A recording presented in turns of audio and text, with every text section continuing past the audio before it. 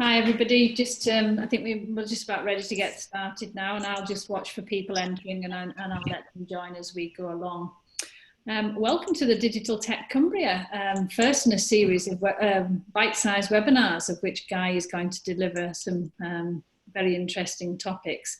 Just to let you know that we are recording the session. When you booked, we did ask your permission. What will happen with these short webinars is that they will be made available on our website for you to follow up with and review, and actually also to share with any of your work colleagues that you think is a benefit from those. I will come back in at the very end and launch the poll, and the poll is really just a questionnaire to understand that we're on task and we're working with the right subjects. So without any further delay, I'll hand over to Guy, and Guy will start the introductions and the webinar. Thank you. Great, thank you, Jan. Good morning. Digital Tech Cumbria. I'm inspiring and enabling digital adoption together. So I'd like to take you through this morning. You've got me for the next hour. We're going to do an overview of digital technology in 2021. So my name's Guy Lewis. I don't think any of you have met me before. My background has always been in technology. My background started, I was a degree apprentice with Granada Television. Many years ago, I started in film. And I've gone through starting in film and ended up in a fully digital world in the TV media industry. I've got more and more involved as a consultant into things of sort of IT, change, technology adoption, etc. So today what I want to do is spend some time going through connectivity around different ways of connecting, whether that's for a business, whether that's for a personal, same thing, and then look at some of the equipment choices that you might want to use in your business. Different forms of communication, and finally end up with cybersecurity and GDPR, just touching on them. So it'd be just interesting at the moment now, just to make sure that everyone can hear or see me. I don't know if anyone wants to, you're muted, that's fine at the moment, which is great. But part of what I really like is if I can see people. So if it's possible, please do join with video. It just makes things a bit easier for me. Thanks, Russell, that's brilliant. So that proves one thing, that you can hear me, which is great, and it's really nice to see you. I'm just trying to look on my, that's where we go. I'm just so if everyone's going to join with, else is going to join my video. Again, test if you just want to say hi. Russell, if you just want to unmute and say hi so I can hear you.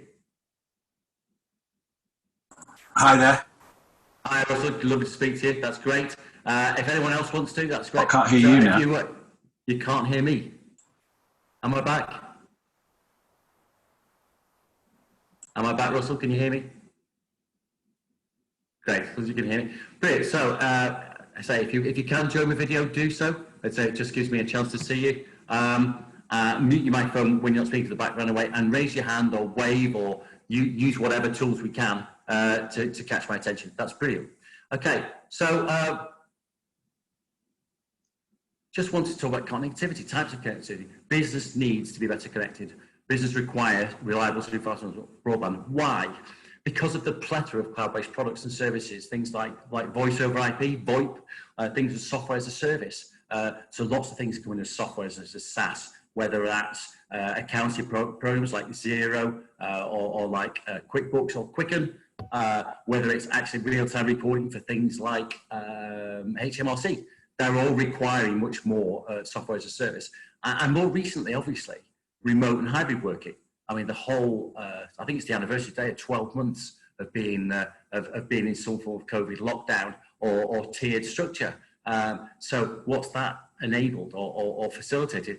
Businesses have had to send their workers home or to work remotely. And what we've now got is people with a lot more usage of cloud-based storage and collaborative tools, Teams, the system we're using today, Zoom, all sorts of ways of trying to carry on business as usual. So connectivity is the key to that. And one of the things that you'll find with this connectivity, data connectivity, is provided by a myriad of people. So I'm looking here at Plus players, like Vodafone and O2, but you've got things like PlusNet, BT Sky, EE, HughesNet, Gamma, also some names you might know, some names you might not know, providing different ways of getting connectivity or communication data. I want to go quickly through some bits of history.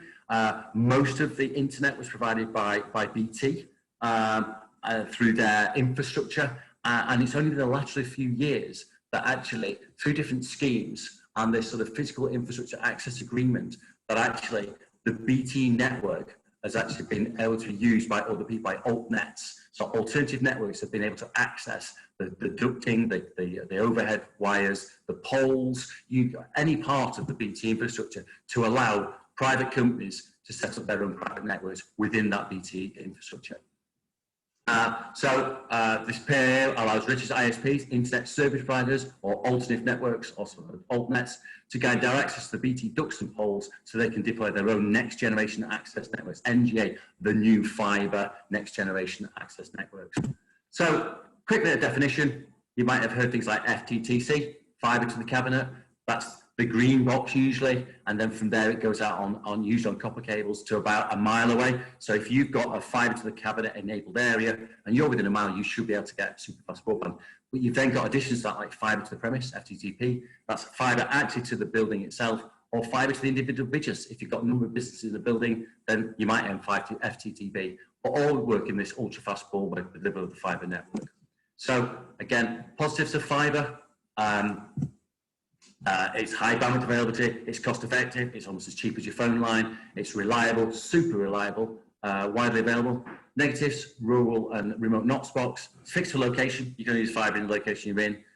Sometimes there's that end mile, that last bit of copper, which comes to your building. And one of the other things about fiber, it's likely to improve immediately in remote areas. It's quite a difficult and expensive rollout.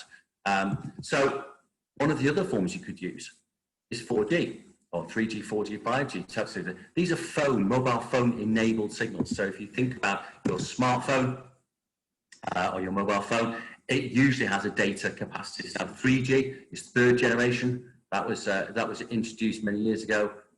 We're now in that 4G rollout, 4G almost completion. And what we're also hearing is the new 5G. So these are smartphone or mobile phone enabled data packages, and the speeds are now quite tremendous. I mean, 5G is up into a fiber enabled speed. So what we're now looking at is that the sort of 4G, 5G are alternatives to having a fiber landline to your business. We also look at Wi-Fi. What you can get now is switching Wi-Fi's that will move around the house.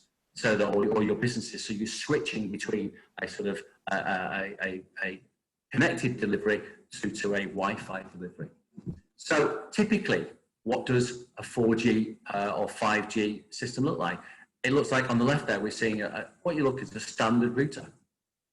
Your standard router, it actually provides a Wi-Fi signal. It's got Ethernet ports, so you can plug it in your computer, and it can use it for up to 32 users. But if you look on the right-hand side, what you see quite importantly there is a space for a SIM card. So you put a 4G SIM card in, a mobile phone, data-enabled SIM card like you have on your phone, into the router, and off you go. You've actually got a full Wi-Fi broadband system. I am quite aware that in rural areas, actually some of the 4G signals aren't that strong. And certainly mobile phone and data is available maybe outdoors, but maybe not indoors. So the idea of getting a booster area, which is shown in our bottom picture, connected up to your Wi-Fi router or Wi-Fi router would show that you can actually increase that signal. So actually, 4G is a really strong enabler of broadband connectivity, even in areas that have got a lesser than ideal 4G signal when they're inside. So what I want to say is positives, you can use it anywhere. The devices are portable, good speeds, good deals on voice, text and data. Negatives, there are no rural and remote hotspots, device battery life, and can be effective wherever. The 5G widely availability, not really, and the rollout of that has been stalled due to the Huawei type ongoing discussions with China. So what I want to do is give you some coverage links here. Don't worry, you will get a PDF of this PowerPoint slides deck, and in it we've got some coverage links. So one of the things I'd sort of ask you to, if you're struggling with broadband, if you're struggling with a landline, if you're struggling to get anything, your business to actually have a decent data connection, then look at 4G as an alternative. Look at some of these links and try them, put your postcode in, put your device in, and what you'll do is you'll come up with whether that carrier is best for your area. Always good to talk to your neighbours, always good to talk to other businesses around you, who's got a good 4G signal, who hasn't, because there might only be one carrier in your area. It might only be that 3 or Vodafone or O2 or EE have actually got any sort of coverage in your area, and they're actually the one you should go to.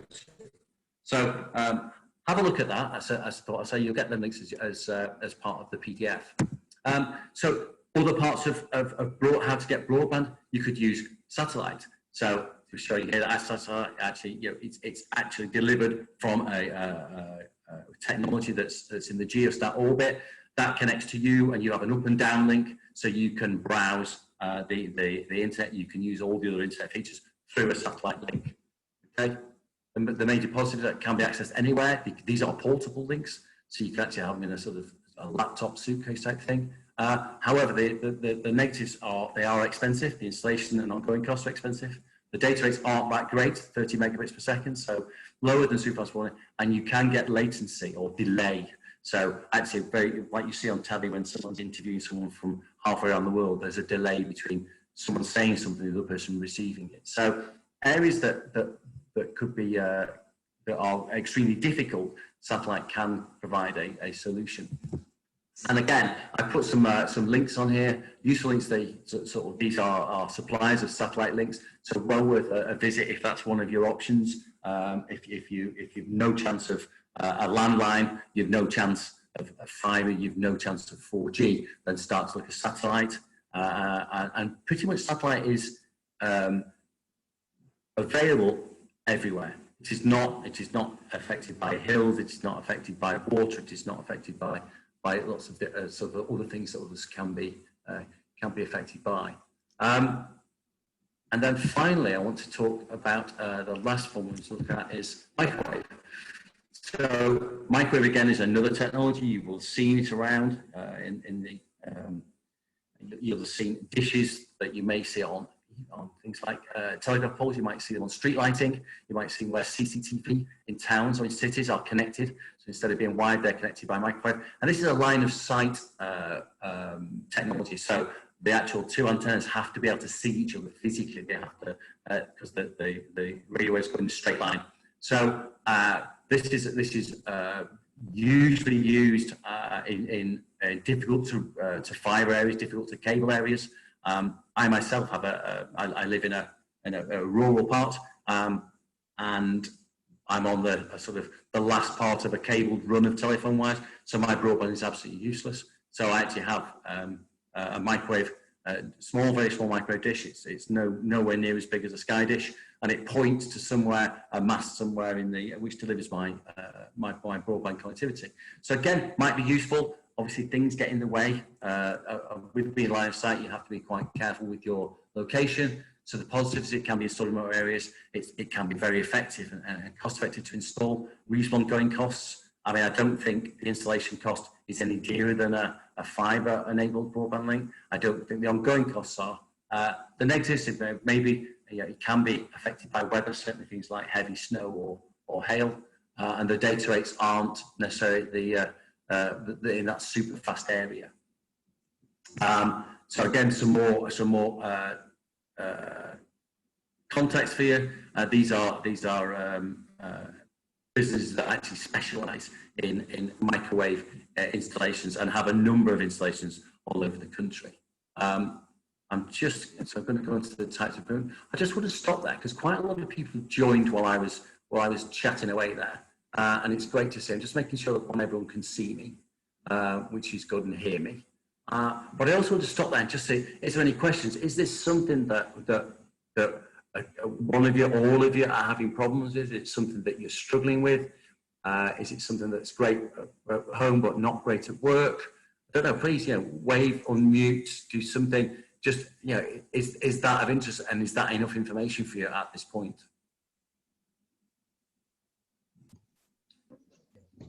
I think it's very interesting. We're looking to move into a new building, and we've been told there's no fibre connections. So we've been chasing our tails to find solutions that are acceptable. And I think the only solution we've got at the moment is a point-to-point link, but the cost for the broadband for that's £350 a month. So it's nice that you've given some other options that we could possibly have a look into and explore. Sure. I mean, that point-to-point sounds like microwave, but the cost sounds like satellite. Because I would expect a microwave point-to-point to be in the sort of 40s, 50s, 60s pounds a month, not in the 300s. But again, it depends what bandwidth. I'd certainly have a look at and test out the 4G. Your own phone, anyone else's phone, even if you're just outside, just see what the best carrier is physically for that area, and then use some of them links maybe to get the broadband coverage link, and then search business. There's another, I may have to find another link for you, but there is a company that's actually specializes in 4G installation, and I think I'll need to just get their web address, but it's 4G. I'll try and tag it on the end of the presentation and send that through to you. It's well worth it because you're into what you might call normal costs. So I suspect 4G might be something that you could investigate. Can I just come in there? It's part of the Digital Tech Cumbria programme to support you to look at your broadband issues. So happy to have a separate conversation with that, and we can advise and get specialists involved to help you. So if you're based in Cumbria, happy to have a chat conversation about that afterwards. And I'm on the Winning Moves one. So if you're not sure how I am, I'm Janet at the Winning Moves, which is the Digital Tech Cumbria one. Oh no, that's brilliant. Thank you. Yeah, we're based in Cleator, so very much Cumbria. Brilliant. And is anyone else? Is anyone else in that similar boat? Is anyone else looking at this is a very specific problem to them? Feel free to jump in.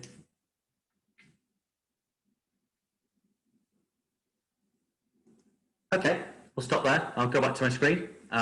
Don't worry, if someone comes up, if some thoughts come up with as we're going along, we can always stop again and ask some more questions later. So going back to sort of now looking at areas of equipment for the office, types of equipment for the office. So what I wanted to talk about here today really was more about getting the right piece of equipment for the right area, and it's quite often with businesses looking at what they're going to, how they're going to provide IT capabilities for themselves and also for their employees, and that decision is actually getting more complex as we look at different ways of working. You know, if I was doing this presentation maybe 18 months ago, where everyone all worked from the office, or most people work from the office, and actually the amount of remote working or working from home was very, very small. So actually having this conversation now, 12 months after the initial lockdown, and find that people are now much more used to working remotely, have been encouraged. If you can't go into, if you don't have to go into a place of work, then work from home. And that actually affects your IT decisions as to what IT you could provide for yourself and your employees. And I always look at sort of saying, actually get the right system, get the right things for the right locations. So for office use, your first choice would always be for a desktop computer or an Apple iMac. That's because you get better performance at a lower cost. So if you actually are just based in an office, you're permanently based at home or in a single place, is the most effective and best way of doing that is to buy a desktop computer or a desktop Mac. The obvious reasons for this is price and performance. So and size of screen, size of keyboard, that the sort of how you can set them up and how actually they're better in terms of a working position. And so you'll find you have less problems with RSI or with tired eyes. The bigger the monitor, the ideal size of keyboard, the setup on the desk. That's the perfect sort of the perfect solution. However, if you've got that mix of office and remote working, then actually look more to the sort of laptop, computer, or MacBook. Good performance, but pricier. And even when buying a laptop, think about what you're trying to do. It's no point buying the smallest one because it's the most portable.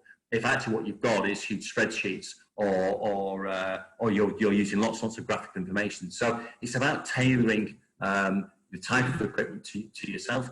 but then also thinking about where you do that work if you are working remotely, and look at things like ruggedized smartphones, ruggedized tablets, or ruggedized laptops or laptop cases.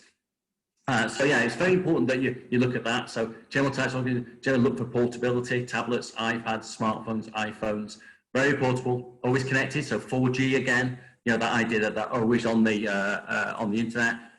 Quite often include a camera or a scanner, lots of off-the-shelf apps, and ruggedized for hostile environments. So if you are going out yourself, or if you're sending people out, give them the tools that make some sense. If there's an app, if someone's working in the field, outside, or in a hostile environment, if there's an app that they can input on, then you use a device that makes some sense. You know, it's no point going out with a laptop when they're going to try to balance it on the nearest fence or on their knee, and it just becomes difficult to input. So think of that idea of, if you're in massive portability, can you do it on a tablet? Can you do it on an iPhone? Can you do it on a smartphone or an iPhone?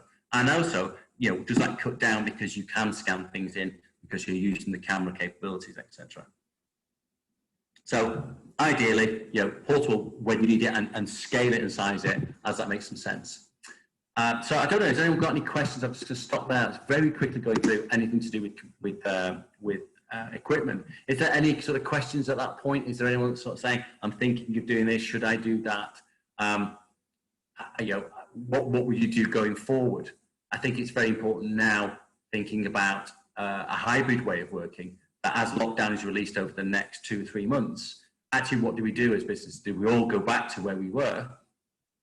Everyone sort of turns up every day in their place of work, in their office, wherever that might be. Or are we starting to look at different ways of working? And if so, then we're going to have a longer term solution where people using their own, you know, bring your own devices, as it's called, is maybe a short term option that you can do in emergency like we've done for the last 12 months. But longer term, you may have to think about, do you replace maybe what was a desktop in the office to a laptop so they can work from home? I've just got someone breaking through slightly on talking. I don't know who that is. It's probably me. I was just about to ask a question. Go for it. Hi, Jeremy. On phones, yeah. We've currently got quite a few staff working from home, and one of the solutions to quickly get them away was we've given mobile phones. Yeah.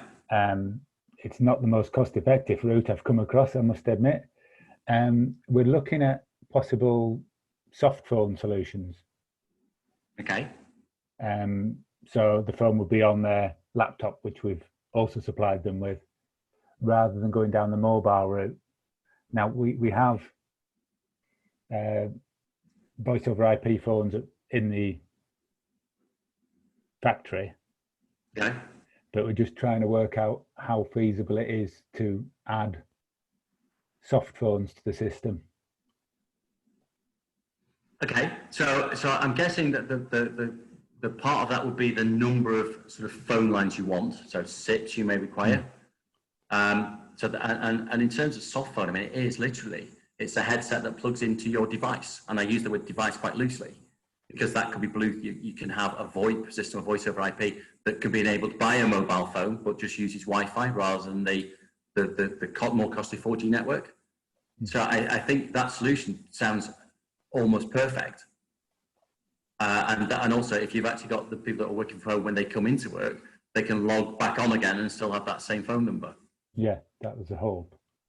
So to me, that would be, yeah, I say, using mobile phones may not be the most cost effective. I mean, again, that depends on whether you can get a sort of bigger group deal. So I don't know, do you have like a preferred IT company you deal with, or communications company? We have an IT support company that deals with our factory. All our mobiles on EE. We currently have, I think, about 40 mobiles on site. So we have a good contract with them. So I think I'll almost go back to the start, Jeremy, and almost do an inventory of person by person. And actually, you know, if VoIP is if a soft phone VoIP is a solution, great. That's your easiest and your lowest point of entry. But that may find that people use the phone quite a lot, but actually they prefer to have a fixed phone. So, you know, a VoIP enabled handset. Yeah. But again, so more of a physical phone that would connect through their device, their broadband enabled device, and that would also give functionality of like, because VoIP has so many features of diverting to their own mobile should that required, should they be out and about away from the desk. So VoIP for everybody is a great solution where you've got people that are in multiple locations. Right. I mean, the next thing you'd have to to think about is would you then have to supply them with a broadband facility at home? Yeah, I see where you're coming from. I think there'll be don't be afraid of going to a very, very tailored solution for each and every employee, because that may be able to, and being open and honest with them all and say, look, I'm going to try and do this as cheap and as cheap as I can, but also with the most functionality that we can get. And for some people, that solution will be an expensive mobile phone contract, and for others, it'll be a soft phone that they plug into their broadband, which you may give a contribution towards. Yeah. That type of thing. So, be as flexible as you can, but also communicate it as best you can, and hopefully you'll take them all with you. Oh, yeah, we'll give that a go. Yeah. Thanks for the tip. No, that's all right, Tim. Thanks for getting involved. Has anyone else got a question while we're there? I quite often find once one person's asked a question that some people might think, I've got something I want to ask. So even if we go back to the broadband bit, was there anything there that someone said, what about? And if not, anything more about whether it involves VoIP or whether it involves different types of technologies? Anything? Okay, we'll crack on again. I can't dwell too long because we've got a fair few slides to go through. But I will stop each time. You get the idea. You get in the format. I'm going to stop each time, and I'm going to just try and catch up and see if they've got individuals. So types of communication. I just want to put this slide in, and that's why I've also asked a few of you, please join the video if you can, because if you're talking about a verbal conversation, 7% of that people get as the text or the content, the actual words I'm saying. Actually, you start to get a bit more about the tone. So when I get a bit excited, it's because actually I'm sort of quite enthusiastic about this. So you get 43% of my tone, and I'm also adding a bit of this, my body language, which is which gives you the rest of that communication effectiveness. So one of the suggestions is to use all the time, as much as you can, use video in all areas of your business, because you get most chance of 100% of your communication across. And you can sort of think about this as if you write somebody an email, someone you don't know, someone you're just trying to sort of introduce yourself. If you wrote 100 emails, how many emails would you get back? I don't know. If you phone somebody up, again, cold call type thing, and they don't see, how many do you get back? But actually, if you ever tried doing that sort of video call, I'd like to set you up for a video call, please. I now try and use video calls. I use Zoom a lot.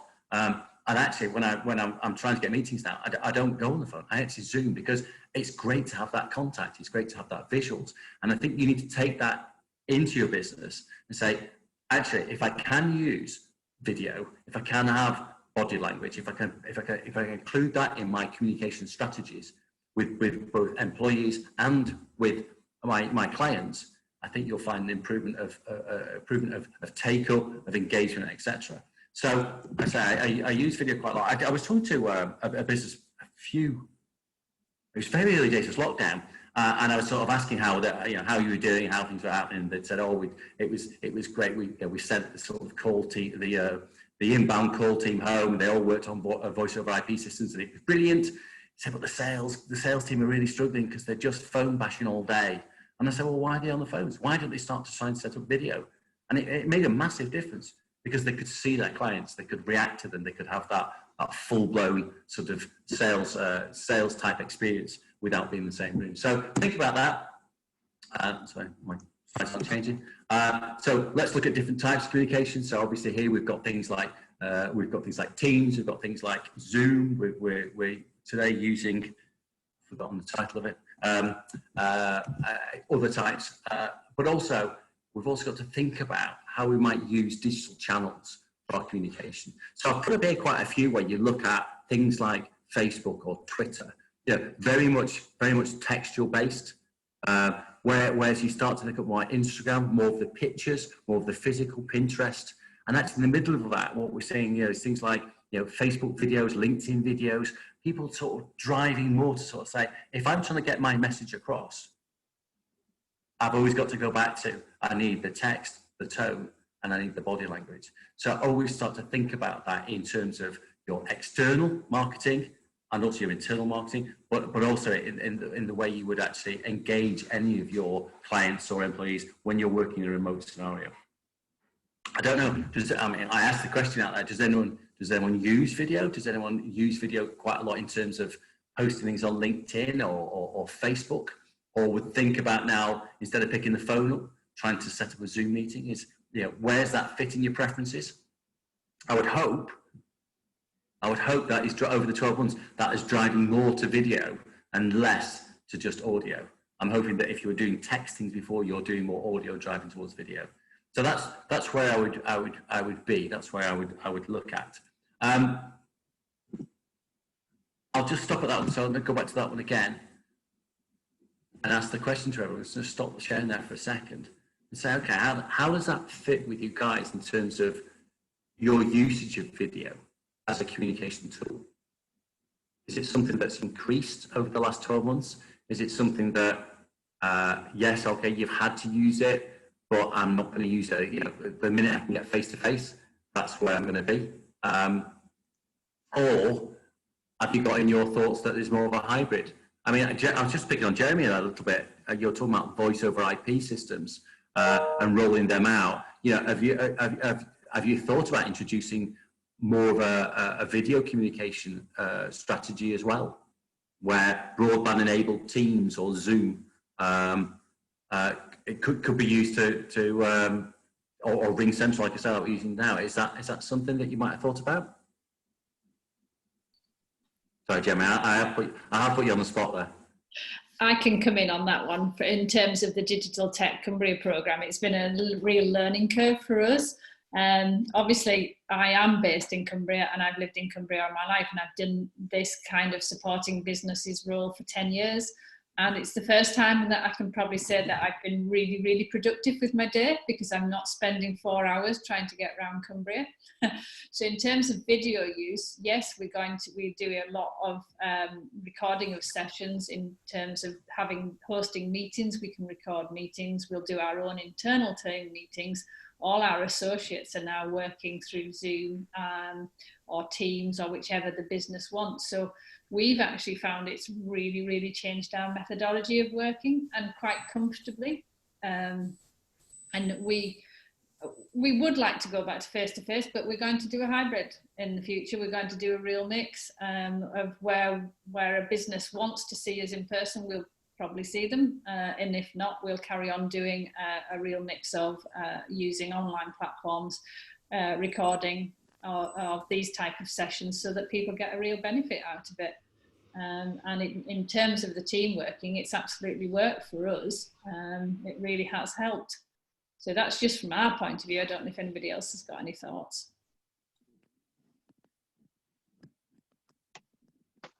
Hello. Hello. Hi, it's Michelle here at Hi, I'm a virtual personal assistant, so I've been using Teams and Zoom for over a year now, and I just couldn't really do my job without it. I've got clients all over the country, and I just think it's such a good tool, especially if you want to portray more than just a call. You're actually sharing information, presentations and documents. It's ideal for that. No, I completely agree with you, and I think if we're trying to think for the future, that's why thanks, Janet, for your points there. That idea of hybrid or blended is what people might be talking about, and obviously, Michelle, yourself, where you say you can't do that. I'm very similar. I mean, I work on a lot of support programs. So I'm chatting to you. You're in Cumbria. I'm based north of Manchester. I cover support programs in Lancashire, in West Yorkshire, in Humber, in Lincolnshire, on the east coast of Lincolnshire. If you can imagine, in a day I might cover all 4 counties, and there's absolutely no chance I could do that in real life. unless I employed a helicopter or something of that form. So yeah, there is that bit about that digital adoption. But it was, I think, specifically what I'm thinking of is, in Michelle, is that idea of using video within that communication strategy, so that actually you become much more used to being on camera, much more used to having that conversation, and it completely replaces. Not completely, it sort of 80% replaces any need to be in that same location. So I don't know, you find your clients want more video interaction with you as a virtual assistant? Yes, they do. They're, I mean, for a lot of them, it's a learning curve because they haven't perhaps been as used to using those. But I'm providing a bit of training for them as well, and finding that it's working well. Brilliant. Okay, that's excellent. All right, thanks, Michelle. Any other questions? Any other thoughts? Any other when you want to throw anything else in there? Okay, crack on. That's it. That's to make sure I can go in and out of my PowerPoint slides and anything. So what I want to move on to now is to cybersecurity and GDPR. And again, I don't know how much of an issue this is in. So what I'm going to do is just a bit of an overview, some of the thoughts. Again, if it provokes any questions, please just jump in. I'll stop at some point, have a drink of water, and say, has anyone got any specifics, or has anyone got any anything they want to bring into this conversation? So first one to talk about is cybersecurity and GDPR. I'm just going to talk a little bit about passwords, firewalls, some processes, and some update software. And GDPR, I'm going to talk about consent and legitimate reasons. So like I said, quite high level. But on that cybersecurity thing, let's just start. The first thing is security. So one of the things that you must try and do. So these like the top tips. What you should do this year, if you're looking to keep it at a bare minimum, is enable two-factor authenticity where possible. And everyone's going to say, what is two-factor or multi-factor authenticity? The banks use it quite a lot, but there are more and more sites. There's things like Dropbox. You may find things like HelloSign. And what they do is you log in with your password, your username, your password, but you've also given them the details of a second device, usually a smartphone. And what will then happen is a number will be sent to that different device. And that number you would then put into your that login details. So if you imagine there, I'm on my laptop, I log into my bank, I put my username, put my password in, it then says, please enter the 6-digit code, which I've sent to your phone number. So what it's trying to prove is that one, it's you on your computer, but one more than that is it's you on 2 of your devices that you've previously registered. So the chance that someone's pinched your laptop and trying to sort of log into something is possible, but the fact that they've not got your laptop and your phone.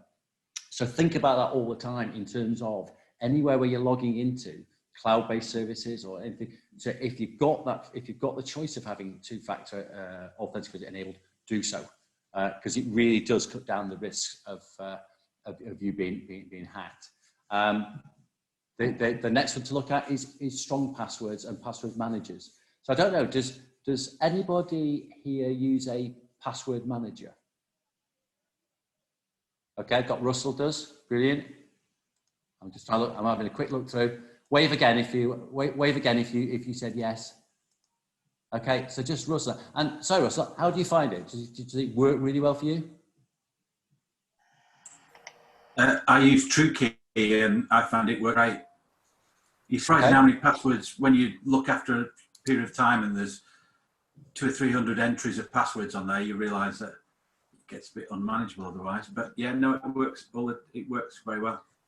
Did you have any trepidation about which company you used? How did you choose the company that you chose? I used TrueKey because it came free with my BT account.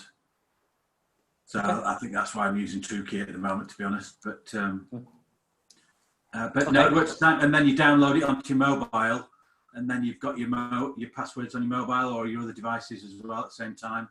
So, and just as a quick one, I did get caught out on that two-factor authentication. I did just get caught out last week on. I'm usually pretty good on Facebook. I clicked on a video link from a friend, and it wasn't. They'd been hacked. and then I got hacked. Yeah. And it sent off emails to everybody on my Facebook account.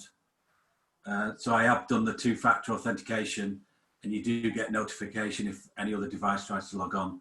So definitely, I would endorse that.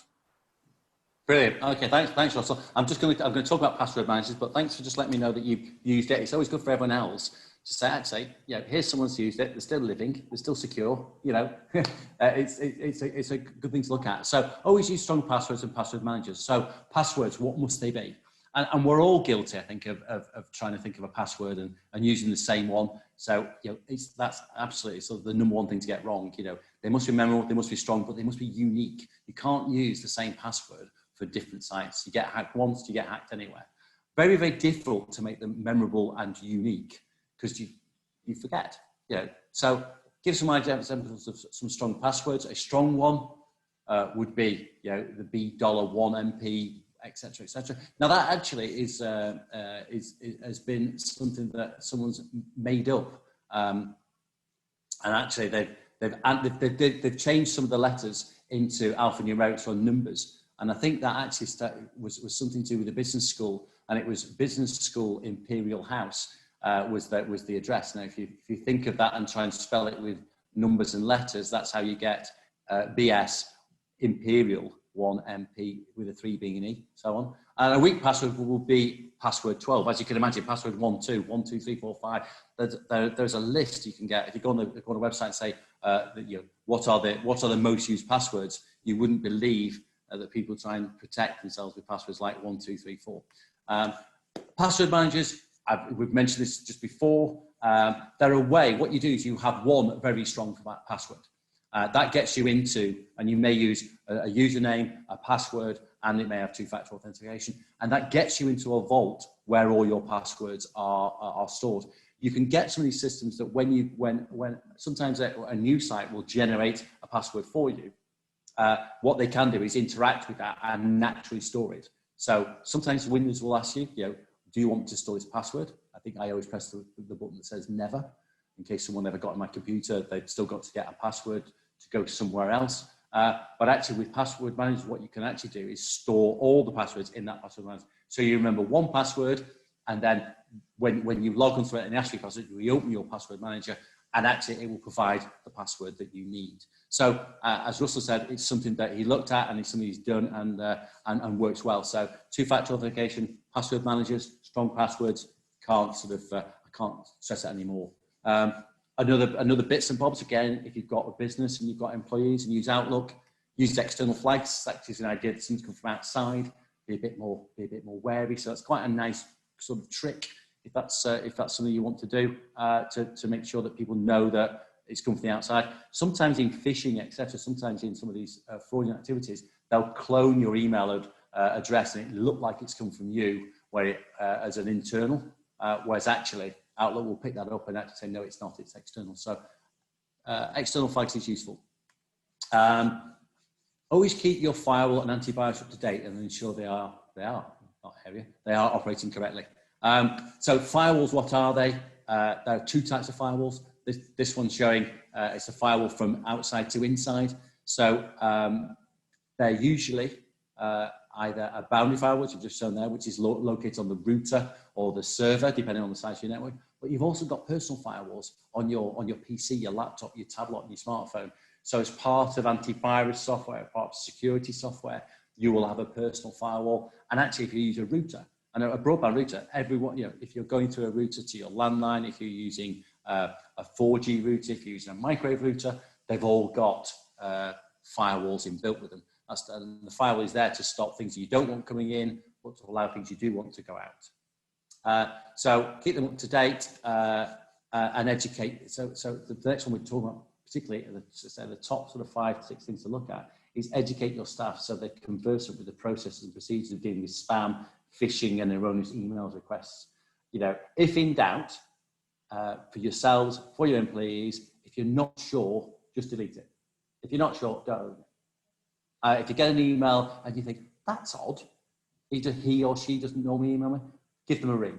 Get in touch with them another way and check before you open the emails. It's worthwhile just doing a delete of something that you have, even 1% caution about, get rid of it. Guess what?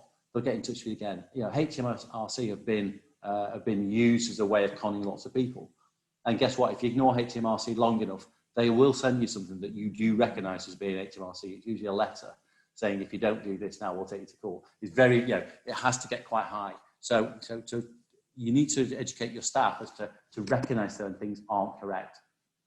So phishing is that normal where people actually send you emails, text messages, a phone call, a fake website. And what they're trying to do is get you to log on, get you to do something. I think Russell talked there about, you know, he got sent a link, he opened the link, and guess what? That sort of opened up the fact that he may have had to log in, he may have had to do something. And then actually they've got you, they've got access to your email, your text, or your Facebook site. So common forms are that, and what they're always looking for you to do is you to log in. They're looking for your password. They're looking to get into your account. They quite often have claims that they've been suspicious activity. I think almost recently I've had 2 or 3 calls about my there's been some fraudulent use of my national insurance number. That's most odd. So I ignored it completely. Because, you know, if I've got problem, then I can log on to my account. I can go through the HMRC gateways. So yeah, there are better ways of getting them than phoning me from some mobile phone number I don't know. They quite often offer money. You know, Tesco's. Oh, you've just won a £500 voucher. Well, that's lucky. Actually, that's super lucky. In fact, it's so lucky it's not going to happen. Any request for personal info or fake invoices. Quite often they do this. They're trying to get you to log in. So some of the things to look at is check the sender's email address. Quite often the addresses are just not quite what they should be. Or they're displayed as one thing, but when you hover your mouse over, the address is different. So get that idea that you know what you're accepting. You know, when you're looking at something, be careful what you're looking at, but also educate your staff on that. Explain to them the things they should do, but give them a procedure. If you get something, if in doubt, what do you do? If in doubt, don't open it. That's the first thing. If in doubt, don't open it. You know, what's the next thing to do? You either delete it or you ask somebody else.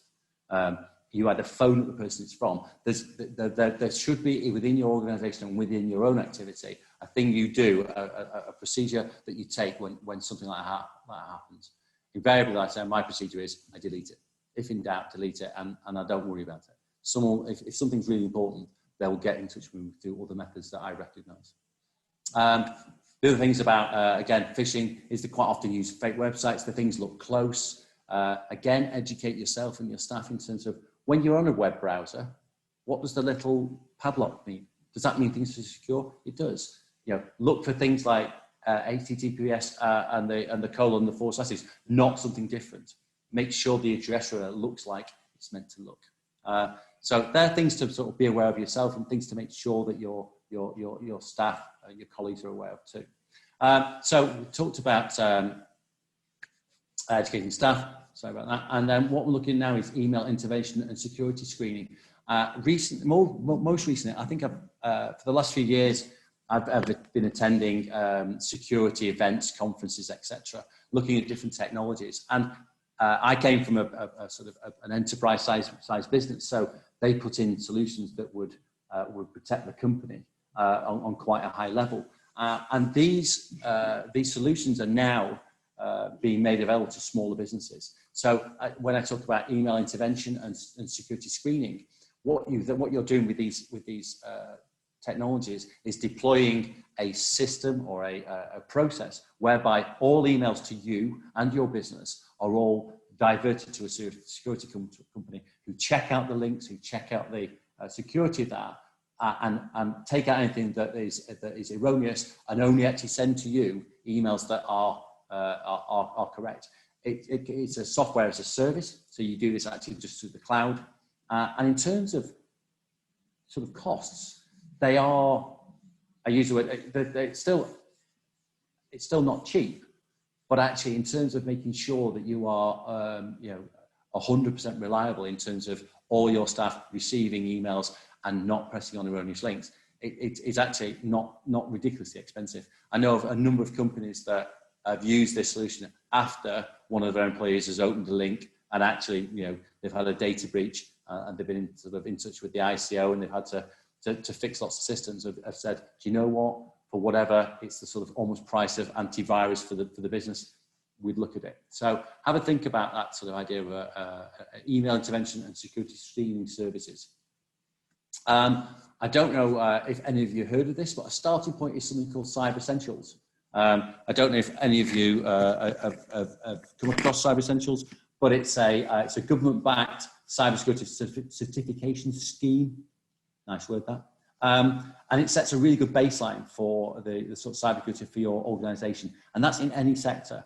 As a business, myself, we've got the Cyber Essentials accreditation certification. It's a self certification, so you actually get something like 90 questions to answer, and then you fill your 90 questions in, and it's all about your processes, your how you set, do you have a laptop, do you use Windows, is all your software up to date, etc., etc. And you fill that in, and then you get assessed, and provided you've got all the answers correct, you get accreditation. However, you don't necessarily have to go for the accreditation. You can just get the questions. So sometimes it's a good one to download. So look for Cyber Essentials and download the question, and then go through yourself and say, actually, have I got this in place?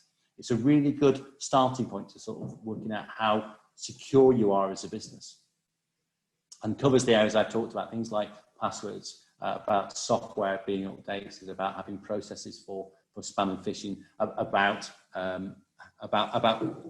using software that actually is current. And there was a huge data breach which NHS got caught up along with many others in the world, which was I think it was called Blue Emerald, and it particularly targeted out of date Windows NT users, because they'd found a way in, so they could introduce a virus through the NT platform. So have a look at Cyber Essentials. I think it's a really good start point for your cybersecurity. So quickly going on again. Sorry, I'm going to go back to that one, and I'll just stop sharing. I am very much aware that I'm speaking very quickly, but we are getting sort of time. So has anyone got any questions on that sort of cybersecurity, the sort of top 5-6 tips? Hopefully that's give you some thoughts. I don't know, has anyone got any questions? Is there anything that I've missed, or someone says, what about? Quite happy to take any questions if there are at this point. Okay, I'm going to whiz back and go back to my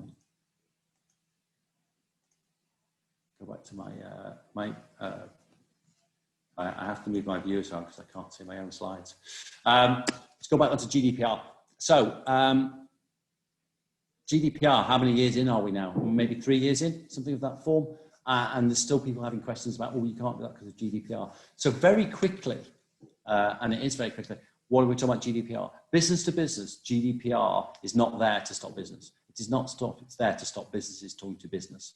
So the best thing that you can be doing is if you've got a contract, if you've got a legitimate business activity with that business, actually GDPR does not stop you having any sort of electronic or verbal conversation with.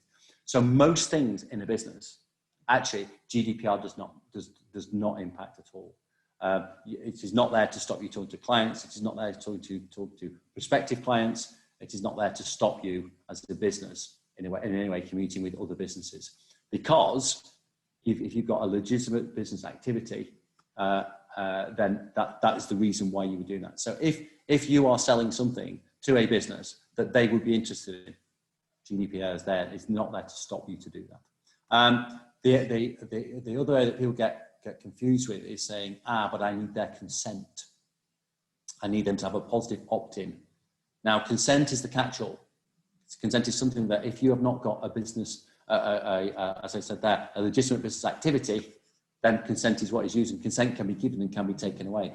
But nearly 100% of the time, GDPR does not affect business to business because of the legitimate business activity that you're carrying out. So again, this covers lots of businesses in lots of ways. The one thing I would say about GDPR is think of it a little bit like health and safety. Health and safety was introduced big time in the UK, maybe in the 80s, certainly in my industry. And that idea of risk, should I be doing this, and what's the risks? And there's certain things you cannot do without risk. I said I worked in television, and we had studios with overhead lighting, and people had to go onto this overhead gantry. It's a risk, whichever way you look at it. But actually, could we do lighting without doing it? No. So you had to minimise the risk. If you look at GDPR, what I always, I think this is my last slide, is always think of GDPR as a balance. So where you've got the data rights, the rights of the data subject, the person themselves, and your business interest. And if that balance is right, so if you're going to send somebody an email, if you're going to phone somebody up to actually offer you some service, is that service a positive part to that data user? Is it something that say, actually, I'm glad you phoned, because that is something I want to buy for the business or buy. So think of it, one, as a business, am I actually being fair? But then think of it as an individual, is how would I feel if that happened to me? And if both of them seem to be about right, then you're actually hitting that GDPR balance, which is exactly where you should be. So I just want to slightly touch on GDPR because it is quite a deep subject. However, if you think of, if it's business to business, GDPR has very, very little impact on your day-to-day stuff, providing you've got that legitimate business interest. Okay. Any questions? And thank you. I've absolutely sprinted through there. I'm finished 2 minutes early. I think Janet wants to do a quick poll. Yeah, I'll just launch the poll. This is just us getting feedback to see whether we're hitting the right subject matter and the right support for businesses. So would welcome your feedback. Whilst you're completing the poll, please just continue to ask Guy any questions. And just to reiterate that we will share this recording of this webinar on our Digital Tech Cumbria website, and also for anybody that came in just after the start, I will share it immediately direct to you as well, so that you have a link to it. So questions away, please ask any questions that you want. I was just evading where, so vote for myself. So yeah, any questions, anything I've covered, like I said, this will be, the PowerPoint will be transferred into a PDF, which will send out, so there's lots and lots of links there that hopefully will give you that route. And I will try and add one, I missed one, which was a 4G company. So, and also I'll go back to sharing my screen while you're still voting, just to give you that, so my questions, and thank you. Well, just to give you the contact details for the Digital Tech Cumbria. I think that's it. Does that end up on your desk, Janet? It does. Thank you. Yeah, it does. It comes to me, so please do get in touch.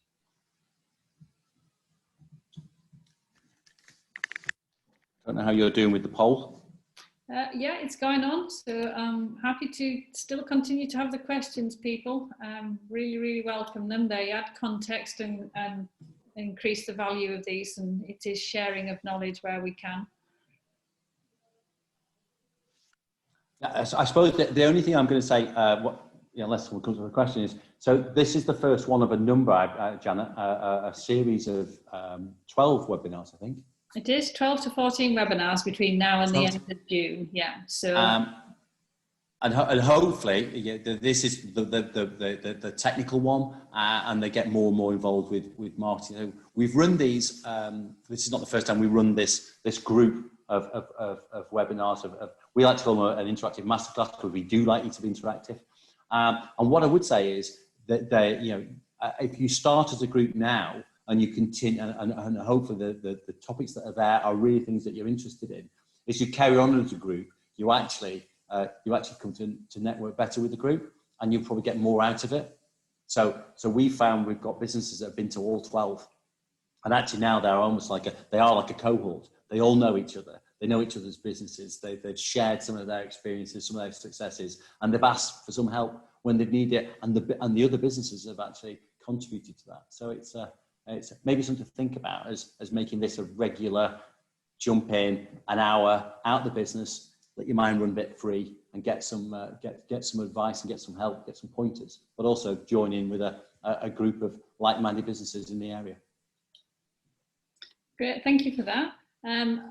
I think what I would say, if you're based in Cumbria, please do get in touch if you're not already registered with the programme. As Guy's just covered, we are conducting a number of webinars. We're also going to be hosting some masterclasses, so workshops where you interact with other businesses, but you are guided and supported by a specialist technology consultant.